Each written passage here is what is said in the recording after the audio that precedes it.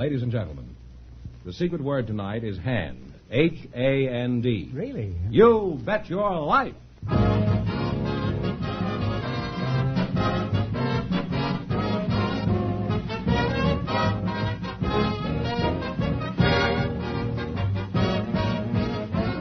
It's Groucho Marx in You Bet Your Life, the comedy quiz series produced and transcribed from Hollywood and brought to you by the more than 3,000 DeSoto Plymouth dealers.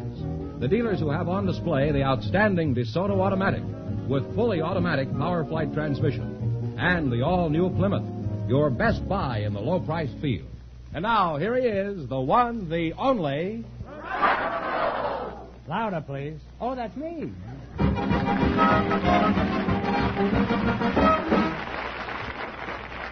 Well, here I am again with $1,500 for one of our couples. Who's first, George? Well, Groucho, we have a young married couple for you. They volunteered just before the show started. So, Lieutenant and Mrs. Pusis, would you come in, please, and meet Groucho Marx? Welcome to You Bet Your Life. Say the secret word and you'll divide $100. It's a common word, something you always have with you. Lieutenant and Mrs. Irving Pusis, eh? Lieutenant, what kind of a name is Pusis? It's a Polish name. Oh.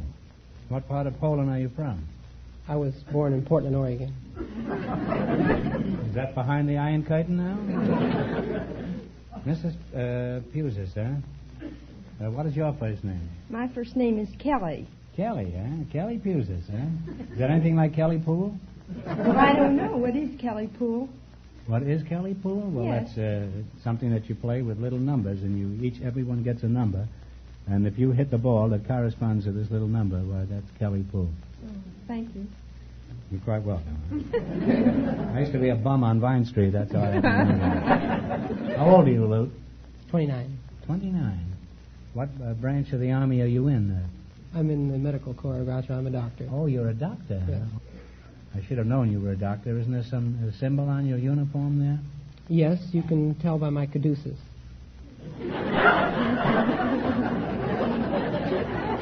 Well, if you keep your head tilted back, nobody will notice. Now, what is the caduceus?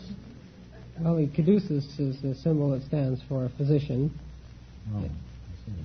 I've seen that symbol. It's a picture of a man in a white coat endorsing cigarettes, isn't it? No, actually, that man you see endorsing cigarettes is an actor, you know, whose medical background consists of a card, an actor's equity, and 2 aspirins. Now, tell us, what does a caduceus look like?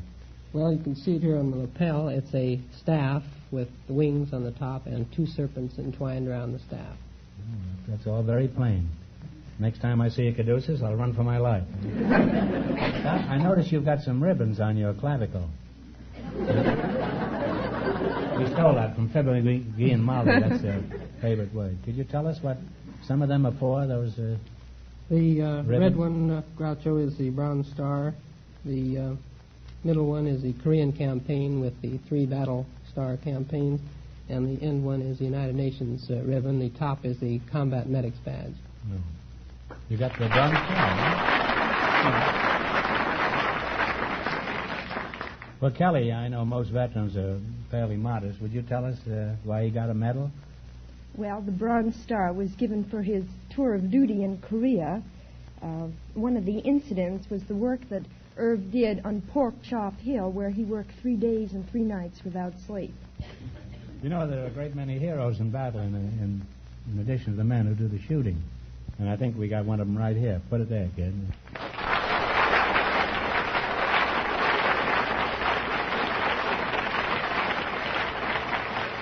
Well, you're a charming couple, and I wish you lots of happiness. And now let's play You Bet Your Life.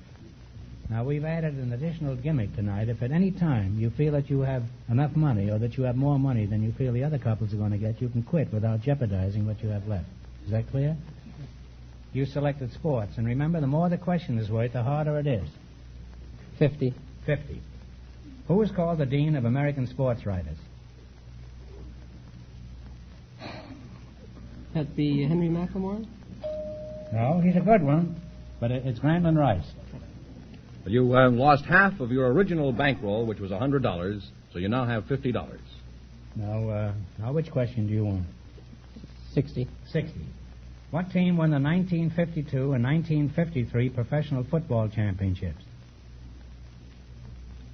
Detroit Lions. Detroit Lions is correct. You now have $110. Now, which question do you want? 70. 70. What do you call the man who calls the cadence on a rowing team? Coxswain. That's right. You now have $180. Now, you can quit now. You can go ahead. We take the 80. 80. All right. Who holds the world's pole vault record? Paul Richards.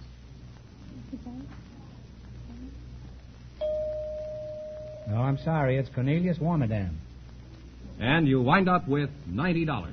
Well, that's not too bad. Thanks and good luck from the Minnesota Plymouth Dealers.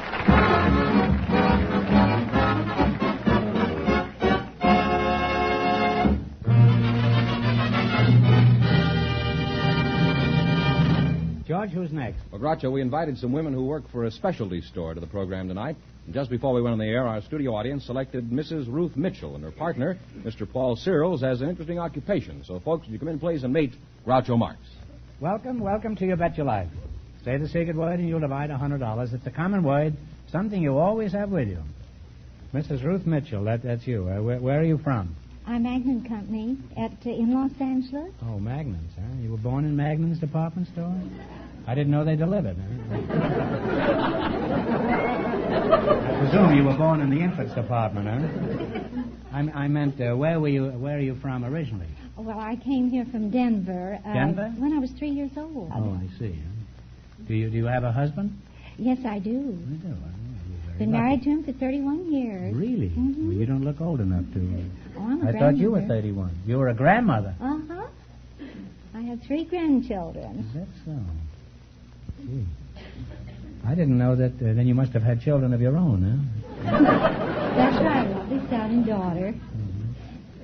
Paul Searles, huh? That's right. I better be pretty careful how I talk to you. You must be over 8 feet, aren't you? Oh, no, only 6'3". Is that so? Huh? Where's your home, Paul? In Washington. Washington? Another homeless Democrat, eh? Oh, in the state of Washington. Oh, well, Washington's in an awful state right now. You know. What part of Washington are you from? From Tootle, Washington. I beg your pardon. What was that again? From Tootle. Well, why do you tootle? There's nobody on the track here. Nobody's tootled at me for years, you know. Well, stop tootling, Paul, and tell me where you're from. Huh? I'm from Tootle. We have a population up there of about 50 men and hundreds and thousands of deer and elk. Is that so? What sort of work do you do up there? I work for Weyerhaeuser Timber Company. I'm in the saw sharpening department. We sharpen the saws to cut the trees with. Oh. Is that a pretty big outfit, the Weyerhaeuser or whatever it's One called? of the biggest in the world. Is that so? Never heard of them, huh? You haven't heard much. No.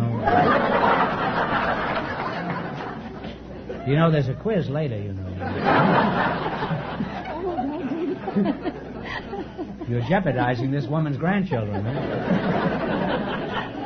Now, how did you happen to become a lumberjack, Paul? Oh, Were you fond of toothpicks as a child? Oh, no, I am fond of saws. I started with a saw when I was just a boy. Are you pretty handy with a saw? Oh, I think so. I've held the world championship with a hand saw for the last 21 years.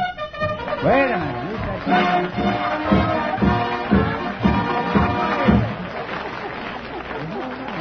You said Here's $50 for you and 50 for you, Paul. You said the secret word. I forgot. What was it? What was it? Hand. Hand. Oh, I hand. Congratulations. Well, tell us about this saw thing, huh?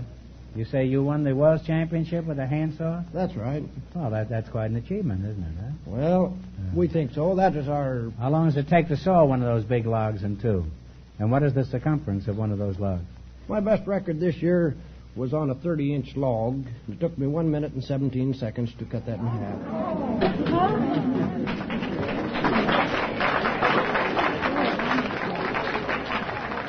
You sawed it in 1 minute and 15 seconds? 1 minute and 17 seconds. I sawed a putty cat the other day. Huh? That's pretty fast time, Paul. You're not Paul Searles. You're really Paul Bunyan, huh? want to ask you, why do you keep cutting the trees down if you're so crazy about them? Riddle me that. Oh, so you'll have a chair to sit on? Well, I have a chair to sit on. Why do you have to keep on cutting the trees down? Well, you've got to have a house to live in. You've got to have paper to read. You've got to have doors, windows, everything that's made out of wood. You've got to have them. If it wasn't for that, you wouldn't have all these articles. I live in a cave. Well, you've got to have a door. We'll make a wooden door for it. No, I use a rock at the front door. And I write hieroglyphics on the wall, on the stone. After a while, I'll show you my bear skin. Huh? Not you. I'm talking to Paul over there. You keep out of this. You're a grandmother.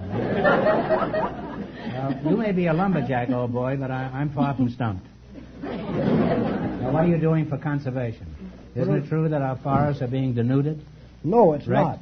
It is not. Absolutely not. We are going all out for conservation.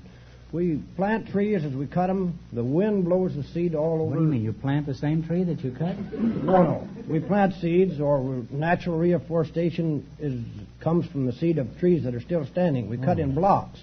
We'll leave a block of timber standing, and that will be reforested on what we have cut. If that doesn't do the job, the squirrels, they help us out. They'll go out and pack a little seed around and dig down and bury it, so they'll have something next winter. Sometimes they forget it, and that grows into a tree.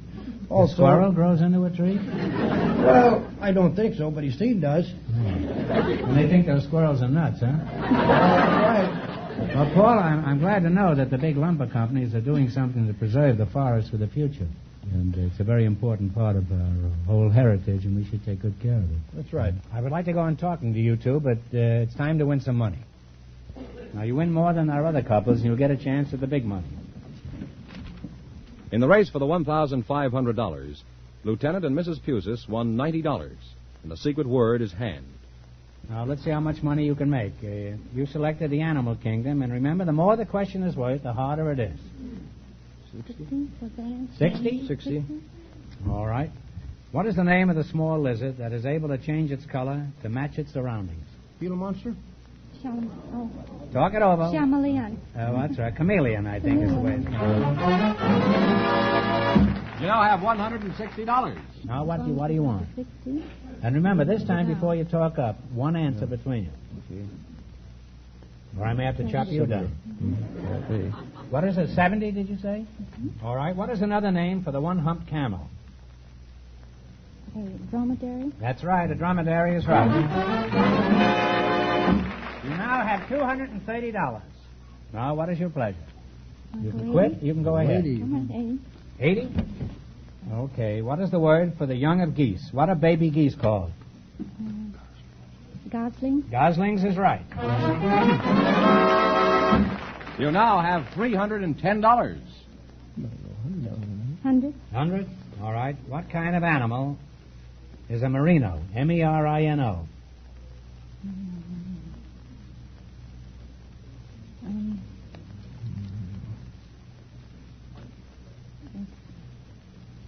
Come on, time's a waste. If you don't know, take a guess. It's a reptile rat. No, it's a sheep. Sheep? Oh. Yes. Well, you lost half of your bankroll, so you wind up with $155. Well, that's not too bad. Thanks and good luck from the DeSoto Plymouth deal. Thank you, Doctor.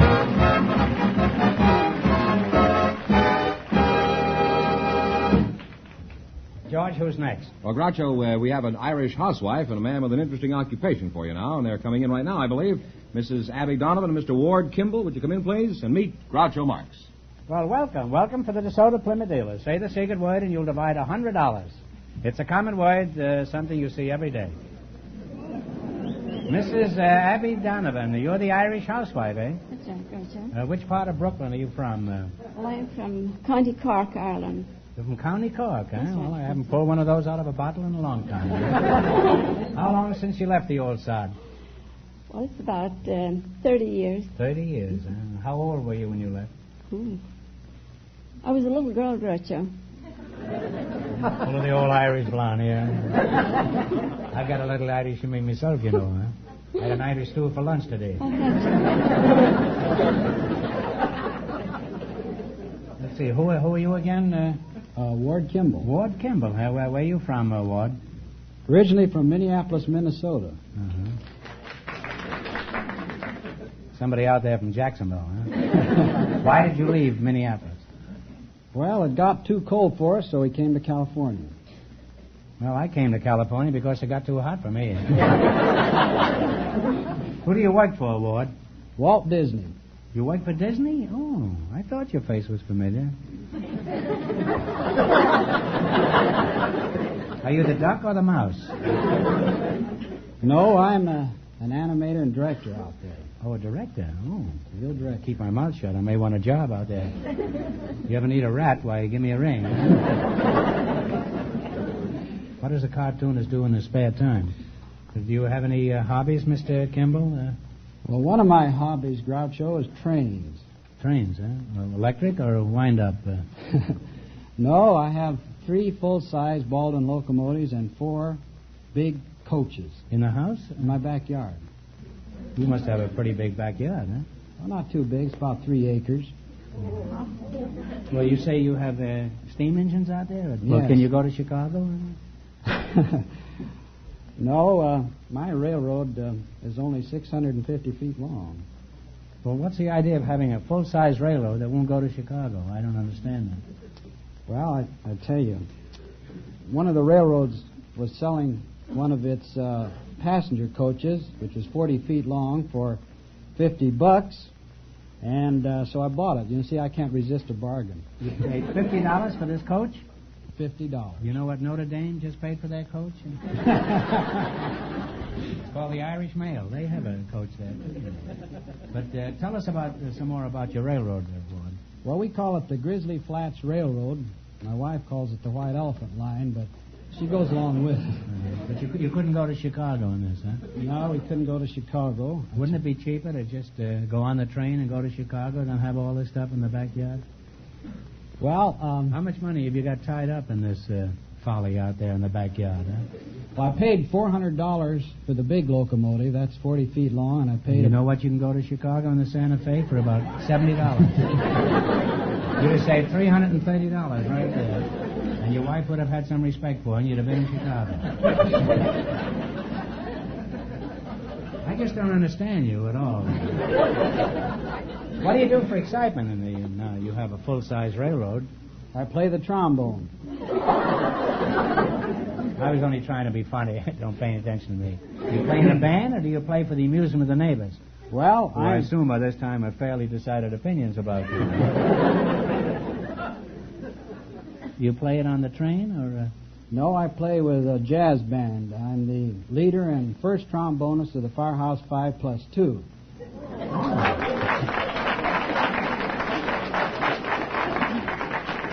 That's a very famous musical outfit, isn't it? Why do you call it the Firehouse 5+2? I never did understand that. Because there's 7 of us.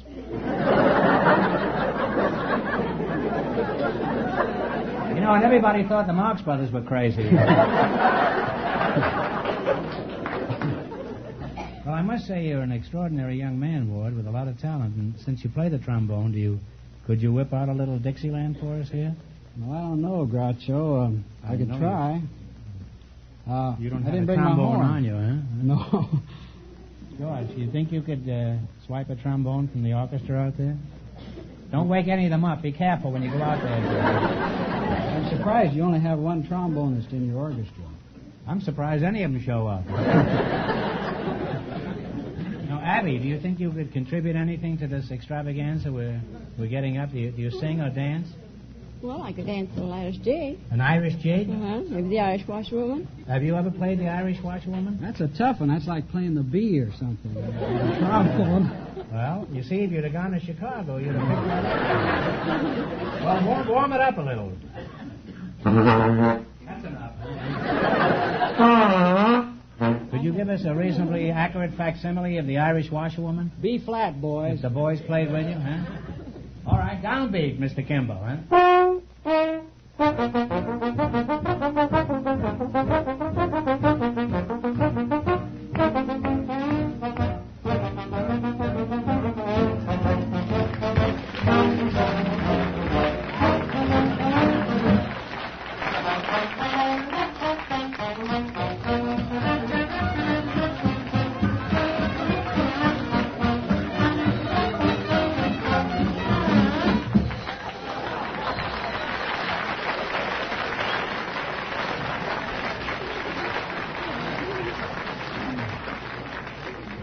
this to Chicago, huh? Boy, that was wonderful. And Abby, St. Patrick would be proud of you if he was here today. With that firehouse music and that Irish dance, we just chased all the snakes out of Los Angeles. Well, I'd like to pursue this conversation. The time has come to make some money. In the race for the $1,500, the lumberjack and his partner are leading with $155. Now, let's see how much money you can make. You selected a movie quiz. And remember, the more the question is worth, the harder it is. All you have to do is beat our other couplers, and you get a chance at the big money. And you can quit any time you want, or if you think you have more than the other couple. How about now? You can even quit now if you want. Oh, don't forget, you have a starting with a bankroll of $100. I'll stay. That's your nest egg. All right, now, what question do you want? A $10 one, 60, 80, 100? Take your choice. Well, I think we ought to start about halfway, $50. All right, Olivia de Havilland has an equally famous sister. What is her name? Talk it over. Remember your partners. Well, let's see. Boy, I know it. She's American. Yeah. Well, it's Joan Fontaine. Oh, yeah. And if you'd have got out of that backyard once in a while, you can't pick up things like Joan Fontaine riding around a fake engine in a backyard. I tried it. Now what do you want to go for? You've lost half your bankroll. You now have $50. Boy, my kids are going to sure laugh at me. I hope they laugh at me. They don't. I'm in a fine fix. $40. $40. Who played the monster in Frankenstein? Boris Karloff. That's right, Boris Karloff. You now have $90. You now have $90. And what do you wish to try? We'll take a crack at that 61. You take a crack at the 61? Yeah. It is very nice. Walter Disney. Oh, you dirty crook. That's all right. I won't know the answer. Walt Disney made a feature-length cartoon that included such characters as Jiminy Cricket, Figaro, and Stromboli. Figaro! What was the name of this picture? That's so easy, I hate to mention it. Pinocchio. Pinocchio is right. You now have $150. You have $150. Do you wish to continue or do you wish to cease? Let's try that $70. 70? Burt Lancaster made a picture that was filmed in the Fiji Islands. What is the name of it? Talk it over.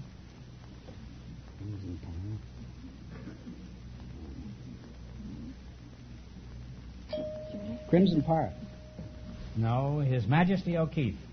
And you wind up with $75. Well, thanks and good luck from the DeSoto Plymouth dealers.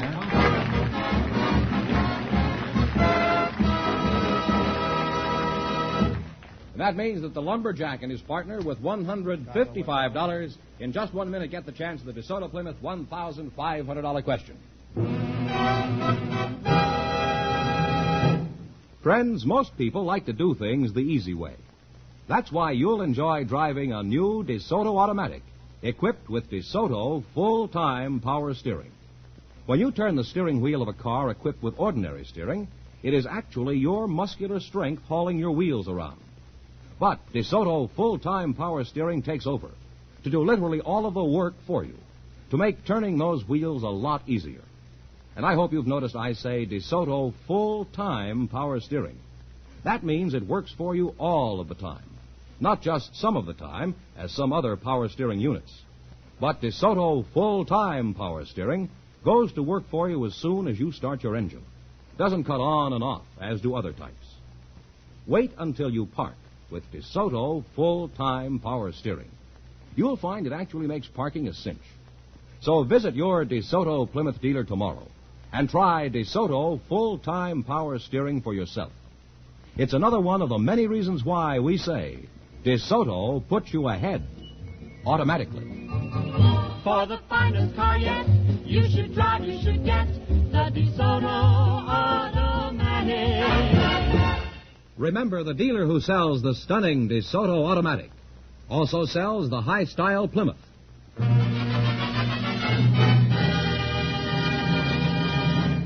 Now here's the winning couple, Groucho, the lumberjack and his partner, all set for the DeSoto Plymouth $1,500 question. Well, Paul, here's your chance to chop down $1,500 here. I'll give you 15 seconds to decide on a single answer between you. Think carefully, and please no help from the audience. Let's see how well you remember recent history. In January of 1952, a freighter sank off the southwest coast of England after a heroic 12-day effort by her captain, Henry Carlson, to save her. For $1,500, what was the name of Captain Carlson's ship? Talk it over. Don't you remember reading that? I read about it. In England, off of the bay there, they tried to moor it and set fire. I remember all about it. All right, what's the answer you two have decided upon? Take a guess. It's a Norwegian name. It's of the boat. Flying Enterprise. Enterprise. Well, that means the big question next week will be worth $2,000. Well, you lost the big money, but how much did they win the quiz, George? Well, they won $155 in the quiz. Well, congratulations, and thanks Thank to you. both of you and to all of our contestants on the show tonight.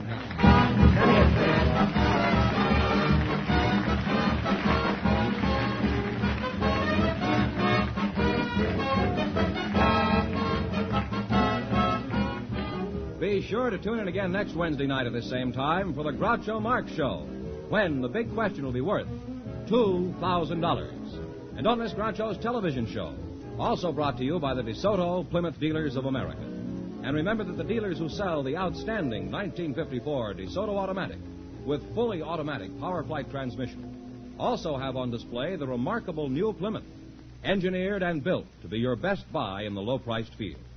DeSoto, Plymouth. Two great new cars, both products of the Chrysler Corporation. And when you drive in, tell them Groucho sent you. Good night, folks, and remember, just be sure to see the DeSoto Automatic.